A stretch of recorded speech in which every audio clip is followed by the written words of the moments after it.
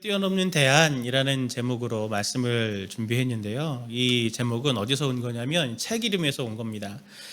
데일 에스큐엔이라는 목사님, 미국의 성 안셀무스 대학에서 정치학을 가르치시는 목사님이신데 이 목사님이 책을 내셨어요. 제목이 아이 세계의 섹스를 넘어서라는 책입니다. 책 제목도 되게 이렇게 자극적이어가지고 저도 이렇게 사서 읽었는데 참 내용 자체가 신선한 충격을 줬어요. 이 큐엔 목사님이 이 세계를 이 셋으로 이렇게 구분해서 나누더라고요. T 세계, 알파벳 T 세계, I 세계, 그리고 영어 R 세계 이렇게 셋으로 구분했습니다. T 세계의 T는 무엇이냐면 전통이라는 뜻의 트래디셔널. 그러니 우리가 이미 알고 있는 대로 이 전통이라는 것들이 이 사회의 상식이 되던 시대가 있잖아요. 그래서 저희들이 특별히 뭔 말을 안 해도 저 같은 경우는 이렇게 나이가 차면은 이제 결혼을 해야지 이런 것들 당연히 저까지만 해도 이렇게 상식이었는데 이제는 결혼을 꼭 해야 돼라는 그런 시대를 지금 저희가 살지 않습니까? 이런 전통이 이 사회를 이끌고 가던 이 T 세계가 있고 I 세계가 있다. 인디비주얼리스틱 해서 개인주의적인 세계가 있고, 그리고 저자가 대안으로 주장하는 R 세계는 릴레이셔널한 세계, 관계의 세계가 이렇게 있다라고 하는 것들을 얘기합니다. 저자는 오늘날 이 I 세계를 말하면서 이 시대가 이게 I 세대다 그러면서 이 어떤 모 회사의 핸드폰이 이 세대를 딱 보여주는 거 아니냐? 아이폰, 내 폰, 아이맥, 내 맥이다. 그러면서 시대를 이렇게 되게 이끌어간다. 그런 얘기도 하는데 제가 이렇게 보니까 이 세계는 정말 I 세계인 것 같아요. 개인의 생각과 개인의 주관이 존중받는 게 최고의 미덕이 되고 있지 않습니까? 제가 사진 하나를 보여드릴게요. 이게 무슨 사진이냐면은 저 오른쪽에 보시면 왼쪽이죠. 형님 보세요. 오른쪽을 보시면 이 아파트 공용 이제 그 계단에 자전거 저렇게 묶어놓고 저 창문에 이렇게 옆에 보면 경고문 같은 게 안내문 같은 경고문이 붙었어요. 내용이 뭐냐면 잘 안 보이실 거예요. 제가 읽어드릴게요. 저기 뭐라고 써 있냐면 창문 열지 말아주세요. 물이 자꾸 들어와서 자전거랑 킥보드가 다 망가집니다. 여기까지는 좋아요. CCTV 확인해서 배상 책임 묻겠습니다. 아파트 공용 공간에 자기 물건 놔두고 망가진 거는 누구 책임입니까? 놔둔 사람은 잘못이고 보니까 저렇게 놔두는 것까지도 문제가 될 수 있는데 묶어두는 거는 소방법 위반이라 그러더라고요. 아마 모르셔서 저분이 저렇게 하셨을 텐데 사진 내려주십시오. 저를 보셔야 되니까. 이걸 보면은 이 큐엔 목사님이 얘기하는 이 I 세계가 정말 이 세대구나. 자기 생각에 이게 맞으면은 다 이게 존중받아야 된다고 생각하는 이 세대를 딱 이게 눈으로 보여주는 한 표 아닙니까? 이 I 세계의 왕들인 이 개개인들이 서로 이해의 충돌이 이렇게 계속 일어나는 거죠. 그러니 사회에서 지금도 한참 문제가 되고 있는 갑질의 문제, 이런 것들도 비롯해서 가정에서도 분열과 갈등, 혼란들이 지금 끊임없이 계속 일어납니다. 계속 분열이 되죠. 세대 간에도, 직업 간에도, 사람들 간에도, 나라 가운데도 계속 분열과 갈등이 이어지는 게 이 I 세계가 가지고 오는 이 병폐 중에 하나입니다. 물론 좋은 점도 있죠. 근데 큐엔 목사님이 이 I 세계의 섹스를 넘어서라고 하는 이 책 제목을 이렇게 자극적으로 성이라는 주제를 가져온 건 이유가 있는데 왜 그러냐면 이게 성적인 부분과 가정까지 영향을 미친다라고 하는 그 문제의식 때문입니다. 이 미국 분이시니까 우리보다는 훨씬 자유롭죠. 결혼, 이혼, 낙태, 비혼, 딩크, 사생아, 그리고 동성애 이런 것들도 과거의 T세계처럼 생각하거나 이제는 전통의 세계처럼 생각하거나 문제의식으로 이제는 느끼지 않는다 이런 얘기하면서 미국 사회 얘기를 하면서 이제 성적 문제에는 유일하게 딱 하나 남은 허들이 있는데 장벽이 있는데 그게 뭐냐면 소아성이 하나 딱 남았다. 이것도 언제 무너질지 모른다. 그러면서 이제 경종을 울려줍니다. 혼란하죠. 앞으로 어떻게 될까 참 걱정이 더도 됩니다. 다 자기가 좋다고 생각하면 존중을 해달라고 하는 이 시대 속에서 이제 우리는 어떻게 살아야 되나 이 생각이 드는 거죠. 지난주도 제가 살펴봤지만 하나님의 이 세계에 대한 계획은 좌절되거나 실패되지 않았습니다. 하나님에게는 계획이 있고 그 계획이 지금 우리에게 작동이 되고 있는데 어떤 방식으로 작동이 되는가라고 하는 것을 오늘 바울이 이 말씀을 통해서 우리에게 설명해 주고 있어요. 오늘 이 말씀을 우리 성도님들이 꼭 정말 가슴에 담고 꼭 좀 제발 여러 번 들으시고, 그리고 제가 사역훈련에서 이 말씀을 굉장히 힘들어서 제가 하거든요. 그래서 우리 모두가 우리 교회와 성도님들이 이 땅에서의 사명자로 저희들이 힘있게 살아내는 우리 성도님들 되기를 간절히 바랍니다. 하나님이 지금 우리에게 이 땅에서 하고 계시는 일을 몇 가지를 나누길 원하는데, 첫 번째가 뭐냐면 하나님은 예수님을 통해서 이 땅에 다시 왕으로 등극하신다라고 하는 것을 지금 오늘 우리에게 이야기해 주고 있습니다. 20절에서 22절 말씀을 세 번역으로 같이 함께 읽도록 하겠습니다. 같이 봅니다. 하나님께서는 이 능력을 그리스도 안에 발휘하셔서 그분을 죽은 사람들 가운데서 살리시고 하늘에서 자기의 오른쪽에 앉히셔서 모든 정권과 권세와 능력과 주권 위에 그리고 이 세상뿐만 아니라 오는 세상에서 일컫는 모든 이름 위에 뛰어나게 하셨습니다. 하나님께서는 만물을 그리스도의 발 아래 굴복시키시고. 아멘. 하나님은 예수님에게 능력을 부으셔가지고 그를 죽음에서 이겨 부활하게 한 것뿐만 아니라 그렇게 해서 그를 왕으로 삼으셨다라는 얘기를 먼저 합니다. 그런데 그 왕은 두 가지 측면에서 왕이세요. 첫 번째는 뭐냐면 시간적인 측면입니다. 이 세상뿐 아니라 오는 세상에서도 그분은 왕이 되게 하셨다. 부활을 통해서 말이죠. 유대인들에게 이 오는 세상이라는 단어가 사실은 영원, 우리가 알고 있는 영원입니다. 우린 죽고 나서 사는 걸 영원이라고 하지만 유대인들은 그렇게 생각하지 않고 오는 세상이 영원이에요. 하나님은 앞으로 지금처럼 계속 오는 세상에서도 어떤 세상에도 예수님이 다시 오시든 다시 오시지 않든 어떤 세상에서도 계속 예수님은 왕이 되게 하셨다라고 하는 것을 첫 번째 말합니다. 두 번째는 영역적인 측면이에요. 22절 봤지만 하나님께서는 만물을 그리스도의 발 아래 굴복시키셨다라고 말합니다. 여기서 굴복시켰다는 뜻은 힘에 이렇게 짓눌려가지고 어쩔 수 없이 이렇게 굴복하는 그게 아니고 자발적인 순종, 자발적인 그 엎드려짐, 권위를 인정해서 제가 당신의 말을 따르겠습니다 라고 말하는 그걸 지금 말하고 있는 거예요. 근데 그게 만물이라고 말하죠. 만물, 피조세계 전체라고 말합니다. 피조세계 전체가 예수님을 주님으로, 왕으로 인정하게 된다라고 하는 것들을 지금 말하고 있어요. 근데 이게 최초의 아담에게 사실 하나님께서 주신 사명이죠. 창세기 1장 28절이 어떻게 얘기합니까? 하나님이 그들에게 복을 주시며 하나님이 그들에게 이르시되 생육하고 번성하여 땅에 충만하라, 땅을 정복하라, 바다의 물고기와 하늘의 새와 땅에 움직이는 모든 생물을 다스리라 하시니라 그랬습니다. 여기 모든 생물을 다스리라라고 할 때 모든 생물을 히브리어 원문을 보면 이게 브콜 하야라는 말을 쓰는데 이게 무슨 말이냐면 모든 존재라는 뜻이에요. 그냥 피조세계만이 아니고 모든 피조물을 다스려라. 그런데 아담이 실패한 것 같아 보이죠?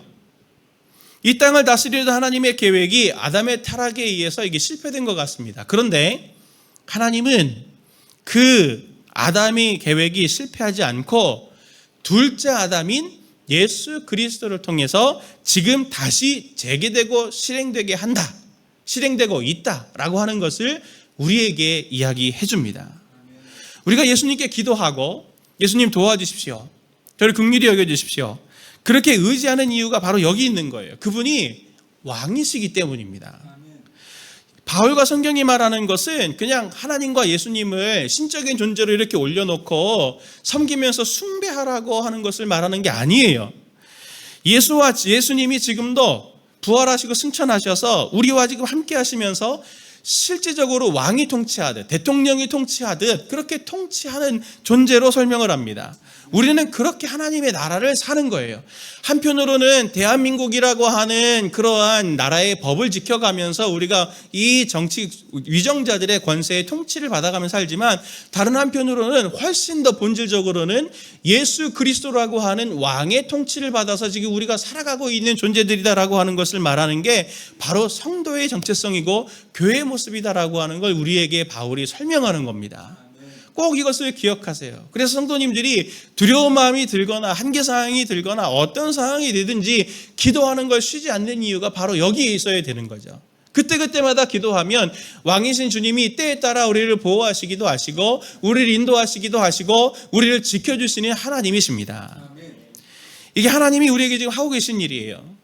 두 번째로 주님께서 우리에게 하고 계시는 일이 무엇이냐면 하나님은 교회를 통해서 이 땅을 통치하신다는 겁니다. 예수님을 왕으로 세우셨는데 그게 예수님이 눈에 안 보이잖아요.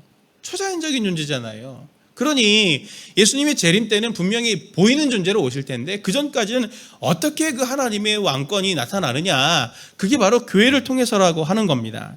22절 23절 말씀을 같이 함께 우리 세 번역으로 다시 볼까요? 하나님께서는 만물을 그리스도의 발 아래 굴복시키시고 그분을 만물 위에 교회의 머리로 삼으셨습니다. 교회는 그리스도의 몸이요 만물 안에서 만물을 충만하게 하시는 분의 충만함입니다. 아멘. 이 말씀을 보면 하나님은 승천하셔서 초자연적인 존재로 계시는 지금 이 예수를 머리로 두고 눈에 보이는 가시적인 교회를 몸으로 두어서 한 영적인 유기체인 교회를 만드셨다라고 하나님은 지금 바울을 통해 이야기하십니다. 근데 그 교회가 하는 역할이 뭐냐면 23절 말씀 보니까 만물 안에서 만물을 충만하시는 분의 충만함으로 있다라는 역할을 하는데 이게 어렵죠? 무슨 말인가? 어렵도다.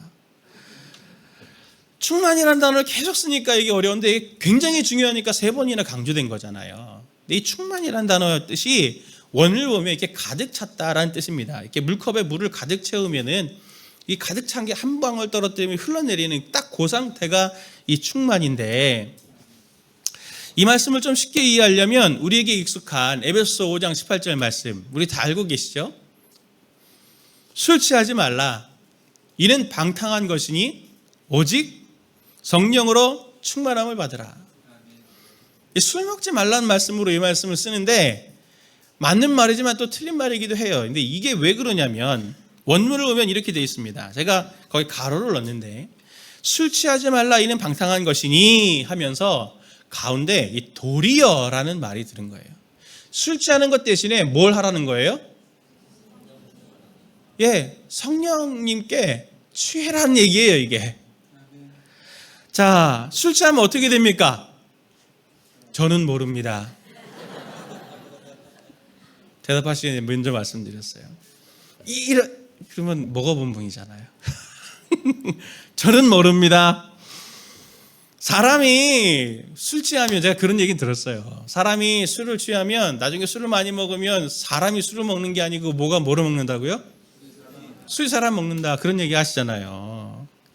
비슷해요. 취한다는 거는 술을 많이 먹으면 이게 가득 취해가지고 완전히 통제력을 상실하게 되죠. 술의 통제를 받죠. 그래서 충만이라는 것이 이 가득해서 통제, 그것에 다스림을 받는다라고 하는 의미를 갖는 게 이 충만입니다. 그 의미로 오늘 에베소 5장 18절의 말씀 보면 이해가 돼요. 술 취하는 것 대신에 성령님이 가득 차서 성령님의 통제와 인도함을 받아라라는 말로 해석이 되는 거죠. 이해가 되시죠? 이게 굉장히 중요합니다. 이 이해에서 말씀을 보면, 이 충만의 의미를 보면 하나님의 교회를 만물 안에 두신 이유가 분명히 드러납니다. 교회가 만물 안에 가득 차서 완전히 다스리는 분의 충만함, 완전히 그분이 완전한 다스림이 온 세계에 가득하게 일어나기를 바라는 게 하나님께서 교회를 이 세상 가운데 두신 이유라고 하는 거죠. 정리를 해보면 교회는 그리스도의 몸이요 만물, 모든 피조물 안에서 피조물을 완전하게 다스리시는 분의 완전한 다스림의 통로가 된다는 뜻이 바로 오늘 23절 교회는 그의 몸이니 만물 안에서 만물을 충만하게 하시는 이에, 완전하게 다스리시는 이에 완전한 다스림이 되는 것이다 라는 바울의 말을 하고 있는 것입니다. 성도님들이 종종 저한테 이런 질문하세요. 목사님, 꼭 교회를 나가야 되는 이유가 있습니까? 혼자 기도하고 성경 읽고 믿음 잘 지키면 되는 거 아닌가요? 믿음 있으면 구원을 받는 거잖아요. 꼭 교회 등록하고 소그룹을 가지고 봉사하면서 그렇게 하면 되는 거 아닌가요? 꼭 자기 믿음을 그렇게 해야만 지키나요? 이 질문들이 아이 세계의 질문이죠. 아이 세계의 질문입니다. 저도 제가 자란 교회가 말씀드렸잖아요. 과도한 건축을 해가지고 교회가 깨어졌어요. 성도님들이 뿔뿔이 흩어지고 그 교회에 작정을 하고 저당 잡혀갖고 그 교회를 떠나지 못하는 분들만 그 교회에 남았더라고요. 상처받으면서 말이죠. 제가 그분들을 보면서 하나님 앞에 기도했던 질문 중에 하나가 이 질문들이었어요. 왜 하나님 개인으로 구원하셔가지고 왜 공동체로 묶어두셔갖고 이렇게 어려운 일들을 만드십니까? 왜 공동체로 이렇게 모이게 하십니까? 이 질문에 대한 답이 바로 오늘 말씀입니다. 교회는 단순한 종교기관이 아니에요.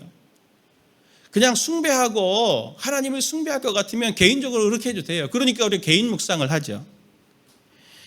교회는 단순한 종교기관이 아니고 교회는 이 땅을 지으신 참 주인인 하나님의 다스림이 구체적으로 드러나고 나타날 통로가 됩니다. 교회가 없으면 하나님은 손발이 없어지는 거예요. 하나님은 손발이 없어지는 거예요. 이게 교회, 모든 교회를 향한 하나님의 비전이고 사명입니다. 그래서 우리 모두가 개인으로 구원받았지만 하나님의 나라를 꿈꾼다면, 오는 세상에 하나님의 나라를 꿈꾼다면 가장 중요한 우선순위는 부활하신 예수님을 머리로 둔, 그리고 그분께 연결된 잘 붙어있는 몸인 교회가 되고, 그 교회가 되어서 하나님의 다스림이 교회를 통해 교회된 나를 통해 구현되는 통로가 되어야 되는 것이 우리의 사명입니다. 앞에서 말했던 큐엔 교수의 주장처럼 분명히 이 세계는 제가 봐도 아이 세계인 것 같아요. 그 아이 속에서 교회가 되는 우리 위인은 세상이 볼 때 얼마나 이상하겠습니까? 그 시간에 자지, 그 시간에 여행 가지, 왜 거기서 이렇게 상처받으면서, 왜 이렇게 힘들게 봉사하면서 그렇게 지내냐? 왜 그렇게 불편하고, 또 때로는 불쾌한 사람들도 있잖아요. 이상한 사람들도 있어요. 실제로 아이가 아니라 위가 되는 것, 우리가 되는 것은 불편하고 힘든 일입니다. 그래서 교회는 아이 세계에서 대안이 되는 거죠. 하나님이 아이 세계를 사신다면 어떻게 되겠습니까? 하나님이 아이 세계를 사신다면, 나의 세계를 사신다면, 실패한 이 땅을 보면서 벌써부터 먼지 하나 싹 없이 없애버렸을 것 같아요. 제가 보면 하나님 입장에서 우리 된 나는 하나님을 안 귀찮겠습니까? 안 불편하겠습니까? 내가? 안 배신감을 느끼겠습니까? 안 불쾌하겠습니까? 제 자신을 봐도요, 하나님이 제 자신을 볼 때 얼마나 실망스러우실까? 도대체 몇 번이나 내가 얘기를 해줘야 되니? 라고 할 만큼 영적으로 아둔하기도 하고, 주님을 오해하기도 하고 불순종하기도 하고, 심지어는 주님을 무시할 뿐만 아니라 에이 하나님 그거는 잘못된 거죠, 이게 지름길이죠 라고 하면서 하나님을 가르치려고도 하는 나 아닙니까? 그러나 하나님은 앞에서도 제가 말씀드렸던 것처럼 복수형의 하나님, 우리의 하나님이 되셔서, 삼위일체 하나님이 되셔서 참음과 인내와 섬김으로 관계의 하나님으로 우리 가운데 찾아오시고 사랑의 하나님으로 우리의 왕이 되신 분이십니다. 이처럼 하나님은 이 시대의 대안으로 우리를 만드신 거예요. 이 시대의 대안으로 교회를 세우신 거예요. 그래서 우리가 교회의 몸이 되는 것은 굉장히 중요한 사명입니다. 제가 캠프를 두고 계속 기도하는 게 이거예요. 캠프에서 누림이 있겠죠?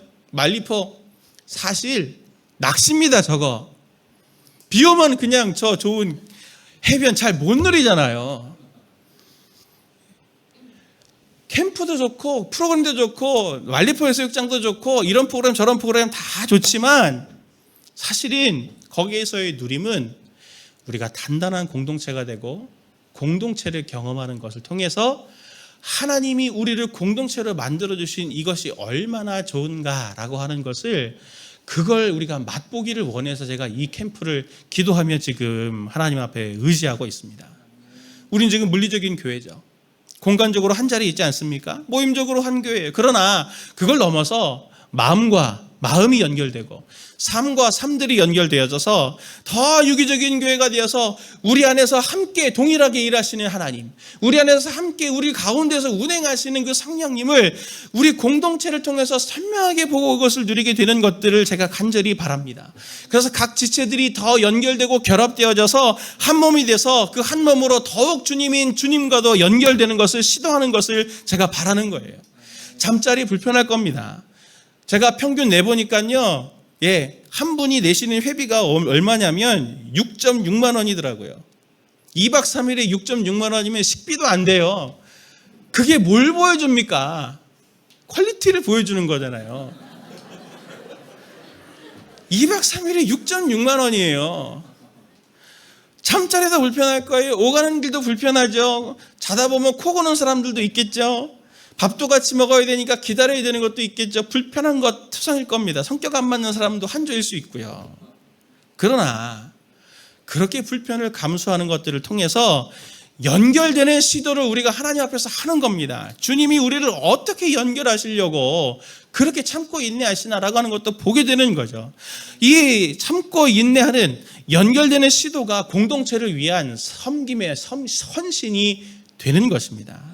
이걸 우리가 한번 주님 앞에서 시도해 보자고요. 그래서 우리가 이 세상 가운데 불편하고 힘들지만 우리는 정말 행복해 함께하기 때문에 그 가치를 세상 가운데 보여주는 하나님의 참된 생명의 살림을 보여주는 공동체가 되기를 원합니다. 캠프 못 가시는 분들 지금 미안해하지 마십시오. 미안해하지 마세요. 그 미안한 마음이 이미 연결되고 결합되어 있다라고 하는 걸 보여주는 증거잖아요. 저는 너무 감사해요. 각자의 자리에서 꼭 기도해 주십시오. 이렇게 연결되고 결합될 수 있도록. 내가 참여하지 못하지만 하나님 한 마음으로 기도합니다. 그리고 안전하게 다녀올 수 있도록 사단이 틈타지 않도록 하나님께서 지켜주십시오. 기도해 주시면 그게 바로 연결되고 결합되는 거죠. 프로그램 되게 느슨합니다. 작년들은 되게 느슨해요. 근데 느슨하게 잡은 이유가 있어요. 왜냐하면 그 여백들의 하나님의 오묘하신 섭리, 우리 가운데서 일하시는 하나님의 그 섭리를 마음을 단단하게 묶어주시는 그것들이 이 느슨함들을 통해서 곱씹어도 보고 묵상도 해보고 하는 시간들이 되길 원해서 일부러 느슨하게 잡은 거예요. 기도가 참 필요합니다. 사랑하는 성도님들, 우리에게는 이 아이 세계를 사는 우리에게는 이 땅에서 하나님의 통치의 통로로 하나님의 손발로 이 세상을 향한 하나님의 대안으로 우리가 더 교회가 되어야 되는 것을 꼭 성도님들이 믿으시기를 바라고 마음에 잘 다짐하시기를 예수님의 이름으로 축원을 드립니다. 마지막 세 번째에 하나님께서 지금 우리 이 땅 가운데 일으키고 계시는 일들이 무엇이냐면 교회를 통해 만물 안에서 만물을 충만하게 하신다는 겁니다. 제가 최근에 한 목사님과 교회와 목회에 대해서 참 뜨거운 열띤 토론을 제가 한 적이 있어요. 제가 참 열변을 토하면서 막 말했던 것 중에 하나가 뭐냐면 이겁니다. 우리는 너무 종교적이지 않은가? 우린 너무 종교적이지 않은가? 전도도 좋고 영혼 구원도 좋다. 제일 중요하죠. 그러나 그것이 그동안 비그리스도인들에게 그냥 처치면 뭐 늘리는 것 이상도 이하도 아닌 것으로 비춰진 것은 아니냐? 우리의 다음에 교회를 어떻게 세워나가야 되고 우리의 목회는 어떻게 해야 될 것이냐라고 하는 이 부분을 가지고 굉장히 많은 이야기를 나눴어요. 사람들이 교회라고 하는 단어를 떠올리면은 따라오는 키워드가 뭡니까? 배타적, 이기적, 종교단체 이런 단어들이 갈무리 된다는 설문조사 제가 본 적이 있는데 참 너무 가슴이 아파요. 이 키워드를 따르면요 이제 우리는 산으로 가야 돼요. 산으로. 지금 불교의 모든 절들이 이 거의 유명한 절들이 산에 있는 이유가 뭐 때문입니까? 조선시대 때 숭유 억불, 유교를 숭상하고 불교를 배척한다. 그래서 숭유 억불, 숭유 배불 정책 때문에 핍박받아갖고 산으로 간 거잖아요. 지금 우리도 조만간 산으로 가야 될 지경이에요 이제. 근데 성경을 보십시오. 에베소 1장 23절 말씀 보았지만 교회는 그의 몸이니 만물 안에서 만물을 충만하게 하시는 이의 충만함이니라 그랬습니다. 성경은 분명히 교회를 어디에 있어야 한다고요? 만물 안에서라고 말하고 있습니다. 사도들을 보십시오. 사도들의 사역지가 어디였습니까? 도시였어요. 사람들의 삶의 자리였습니다. 삶의 자리에 삶의 틈바구니 쏘고 들어가서 그들의 아픔과 눈물을 함께 보면서 그들을 위로하고 그들의 소망을 주고 대안적인 삶을 보여주면서 그렇게 초대교회가 이루어져 갔죠. 교회가 건물이 아니고 성도님들의 모임이라고 하는 것을 우리가 잘 알고 있지 않습니까? 교회가 있을 곳은 어디입니까? 도시입니다. 그래서 우리가 이 동네 한가운데 있는 거죠. 교회된 성도님들의 사명지는 1차적으로는 교회가 되는 것이라고 말씀드렸지만 최종적인 사역지는 하나님께서 성도님들 각 사람에게 주신 도시, 삶의 자리, 가정, 직업, 그리고 사업, 경제생활과 사회관계 속에 그곳이 바로 성도님들에게 하나님께서 주신 사명의 최종지가 되는 것입니다. 제가 이 말씀을 놓고 많이 고민할 때 하나님이 참 놀랍게 일하시는 것들이 많이 있는데 하나님이 제게 이 고민의 실제를 한 사건을 통해서 가르쳐 주셨어요. 한 성도님에게 연락이 왔습니다. 목사님, 고령의 이모님이 계시는데 이모님이 소천하시게 돼서 장례를 가게 됩니다. 제가 그분의 사정을 알거든요. 이분이 이 내외가 이 이모님이 어떤 분이시냐면 그냥 싱글이세요. 결혼을 안 하셔가지고. 근데 수십 년째 이 이모님을 그렇게 가족처럼 계속 돌봐주고 계셨거든요. 근데 이 이모님이 이제 갑자기 소천하시게 된 거예요. 근데 아무도 연고자가 없으니까 장례도 찾아올 분도 없고, 그러니 이제 무연고 장례를 치르고 빈소도 안 차리고 무연고 장례를 치르게 되신 상황이 돼서 제가 그 성도님께 그렇게 말씀을 드렸습니다. 혼자 그렇게 떠나가시는 길이 너무 참 가족들도 너무 힘드실 것 같은데 제가 같이 장례 예배 드리고 싶습니다. 괜찮으시겠는지 한번 생각해 보십시오 해서 장례 예배를 이렇게 같이 가서 장례 예배를 드렸어요. 근데 한쪽에서 우리 성도님이 그 요양원에서 이렇게 장례식장에서 수속을 밟고 계시는 기간 동안에 거기에 그 성도님의 딸이 또 같이 왔거든요. 둘이 제가 같이 이렇게 저는 얘기를 나누면서 그 자매가 저한테 그렇게 얘기하더라고요. 목사님, 결혼은 꼭 해야 할 것 같아요. 자식도 낳아야 될 것 같아요. 이 자매가 20대 중반이거든요. 깜짝 놀랐어요, 제가. 이 시대를 사는데 T세계를 살고 있구나. 되게 감사했는데 저는 이걸 보면서 뭘 봤냐면 그 자매 고백과 이 성도님을 보면서 이 I 세계에서의 이 R 세계, 관계의 세계의 대안을 제가 여기서 봤습니다. 이분들이 그 이모님의 아들이고 딸이고 손주시더라고요. I 세계든 R 세계든 불편한 거 없고 건강하고 할 때는 아무 문제 없습니다. 그런데 I 세계, 나의 세계, 개인주의적인 시대에서 위기가 생기고 문제가 생기면 아무도 없어요. 아무도 없어요. 그냥 존재가 사라지는 거예요. 허무해집니다. 그래도 됩니까? 한 분 한 분이 얼마나 소중한데 그래도 됩니까? 이 세계는 분명 I 세계예요. 여기에도 목사님 그렇게 말씀하시면 저 상처받습니다. 나도 결혼하고 싶거든요. 결혼 못 하시는 분들이 있어요. 혼자 사시는 분들 분명히 있습니다. 근데 당당하세요. 당당하십시오. 성도님들 잘못이 아니잖아요. 그 지체들의 잘못이 아니에요. 결혼할 수 없는 사회로 만들어가는 구조적인 문제들이 분명히 있습니다. 그분들의 피해자일 수도 있어요, 성도님들이. 아이 세계의 희생자인 거 저는 알고 늘 기도합니다. 하나님, 저렇게 마음을 갖고 기도하는데 하나님 결혼할 수 있도록 해주십시오. 배필이 나타날 수 있도록 해주십시오. 기도합니다.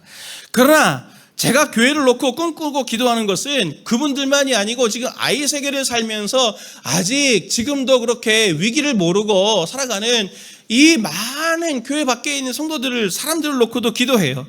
결혼을 비롯해서 아이 사회에서 일어나는 온갖 피해와 눈물 흘리는 성도님들이 이 지역사회에 엄청 많이 많습니다. 저는 우리 교회가 하나님의 가족으로 이 성도님처럼 하나님의 위로하심과 하나님의 돌보심과 하나님의 그렇게 치유하심의 통로가 돼서 눈물을 흘리는 자들, 그리고 지금도 사단에게 속아서 그게 아이 세계를 사는 것이 정말 좋은 거다라고 속고 있는 사람들에게, 그들의 노예돼서 신음하는 사람들에게 짐을 풀어주는 교회가, 가족이 되기를 간절히 소망합니다. 저는 우리 교회가 그런 분들의 가족이 되길 바라요. 교회가 어느 회사의 마케팅 슬로건처럼 또 하나의 가족 그러면서 말만 번지르르한 문구가 되는 게 아니고, 진정한 영적인 가족이 우리가 되어져서 머리를 주님으로 둔, 하나님을 아버지로 둔 그분의 가족애가 느껴지는 영적인 공동체가 우리가 더욱 되기를 간절히 소망하고, 저도 그걸 위해서 몸부림치고 있습니다. 교회는 분명히 만물 안에 있어야 합니다. 교회된 성도는 만물 안에 들어가야 합니다. 우리는 종교성으로 만족하는 것이 아니고, 그것을 바탕으로 해서 만물을 종교성을 초월해서 그들에게 알 세계, 관계의 세계, 하나님과의 그 친밀함이 있는 그 관계의 세계의 아름다움을, 하나님과의 동행함을 그들에게 보여주고, 그 공동체의 아름다움을 대안적으로 보여줘서 나를 따르라 라고 말할 수 있는 자들이 되기를 간절히 원합니다. 그걸 보여주지 못하더라도 우리 한번 몸부림칠 수는 있잖아요.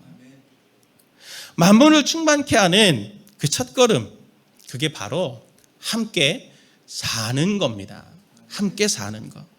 우리 다음 교회죠. 다음 교회잖아요. 다 함께 삽시다.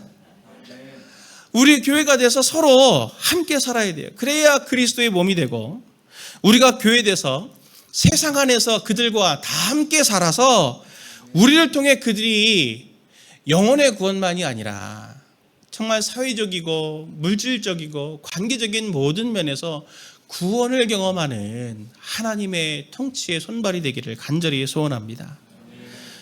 저는 이걸 꿈꾸면서 성도님들께 숙제를 드리려고 해요. 오늘 어떤 성분이 성도님들 드리라고 우리 이거 캠프랑 상관없습니다. 성도님들 드리라고 김자반을 주셨어요. 많이 주셨어요. 김자반 아시죠? 뜬금없잖아요. 김자반. 가정별로 2개씩 가져가시라고, 우리 교구장님들하고 이거 어떻게 나눌까요 하다가 교구장님들이 가정별로 2개씩 그냥 주일에 나눠드리시죠. 그래서 그렇게 합시다라고 했는데, 제가 그걸 이렇게 받고 기도하면서 좀 마음이 불편하더라고요. 우리끼리만 이렇게 먹어도 되는가? 오늘 이 문을 나가시면은 성도님들이 삶의 자리로 가실 거잖아요. 당장 이 문을 나가시면 가정당 2개를 드릴 테니까 하나는 드세요. 근데 하나는 꼭 삶의 자리에 가까이에 있는 위로가 필요한 사람들에게 그것을 전해주셨으면 좋겠습니다. 2개 다 주셔도 돼요. 그 물건을 나눠주는 게 아닙니다. 이 따뜻한 말 한마디를 같이 함께 건네심을 통해서 정말 치열하고 지옥 같은 전쟁터를 살고 있는 그분들에게 이 김자반 하나가 그들에게 한 끼의 식사를 좀 도우면서 힘이 되고 위로가 되는 하나님의 만물을 충만하게 하시는 이의 충만함을 구현하는 태도로 우리가 그 김자반을 나눠줬으면 좋겠습니다. 같이 기도하십시다. 안 하셔도 돼요. 안 하셔도 돼요. 다 교인인 거 알아요. 마음으로 기도하고, 우리에게 필요한 건, 우리에게 정말 도전해야 되는 건 이렇게 우리를 통해 하나님의 다스림이 그들에게 나타나 위로가 되길 바라는 것 실천하였으면 좋겠어요. 제가 여기 상가분들 몇 분 보니까 코로나 이후에 매출이 떨어졌대요. 김자반 떨어지면 여기 가서 꼭 사주세요. 그렇게 해서라도 만물 안에서 만물을 충만하게 하시는 이의 충만함을 우리가 그렇게도 구현할 수 있는 겁니다. 오늘 에베소서 말씀처럼 우리가 종교성을 뛰어넘는 하나님의 다스림, 실제적인 다스림, 하나님의 위로하심, 하나님의 사랑을 그렇게 전하고 구현해내는 사랑하는 우리 모든 다음 교회 성도님들 되시길 예수님의 이름으로 축원을 드립니다.